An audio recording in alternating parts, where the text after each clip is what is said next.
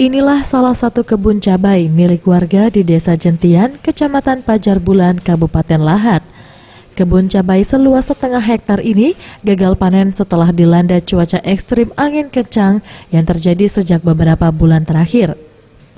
Angin kencang yang melanda kawasan ini mengakibatkan daun cabai berguguran hingga membuat petani cabai merugi.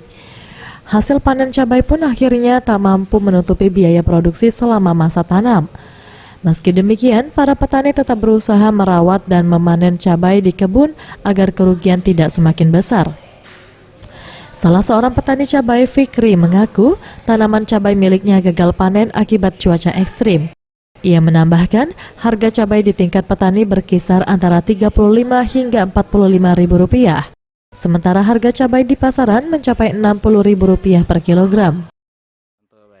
Kalau tanaman kita sehat, subur, lumayan panennya. Kalau macam ini mana? Bunga gugur. Penyakit ini. Kena panas angin ini tadi kan? Ini baru normal ini cabai. Taruhlah cuaca tidak mengizinkan, sedangkan tanaman kurang normal.